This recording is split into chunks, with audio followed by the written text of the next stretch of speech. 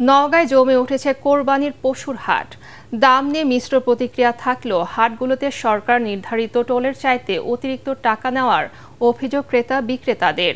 এদিকে হবিগঞ্জের খামারে সুলতান আর বাহুবলী গরু দুটি নজর কেড়েছে মানুষের। সুলতানের ওজন ৯০০ কেজি ও বাহুবলীর ওজন প্রায় ৮০০ কেজি। ক্রেতার চাইতে গরু দেখতে আসা মানুষের ভিড় জমে গেছে খামারি মুত্তাকিমের বাড়িতে। নওগাঁ প্রতিনিধি রায়হান আলম ও হবিগঞ্জ প্রতিনিধি আব্দুল হালিমের পাঠানো রিপোর্ট জানাচ্ছেন তামান্না জেলিফার। 100% কপার কন্ডেন্সারে তৈরি ভিশন ফ্রিজ, তাই গুণে মানে অটুট থাকে বছরের পর বছর। করোনাকালে অল্প কয়েকটি গরু দিয়ে যাত্রা শুরু করেন হবিগঞ্জের মুত্তাকিম। বর্তমানে তার খামারে সুলতান আর বাহুবলী সহ রয়েছে ৯০টি ষাঁড়, উন্নত জাতের ২০০ গাভী।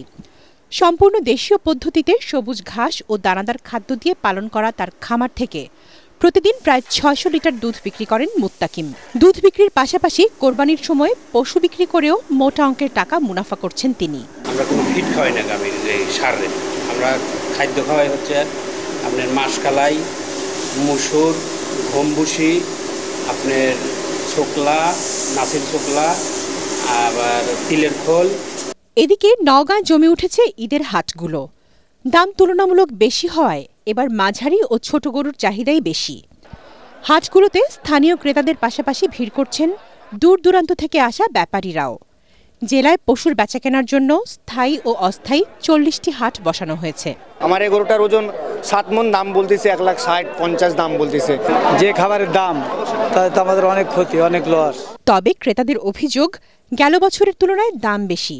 যদিও বিক্রেতারা বলছেন গরু লালন পালনে খরচ বেড়ে যাওয়ার কারণেই দাম বাড়তি। যে খাবার টাবার দেয়া যে গরুটার যে দামটা হবে ওই দামটা ক্যাশটা উঠবে, খালি খাবারের দাম বেশি, এই জন্য গরুর দাম লস হবে। এদিকে হাটগুলোতে সরকার নির্ধারিত টোলের অতিরিক্ত টাকা নেওয়ার অভিযোগ ক্রেতা ও বিক্রেতাদের। চাচারা গোটা যে কিনলো কুরবানি দিতে, এই গোটা ১,০০০ টাকা হাসিলেই শুধু নিল।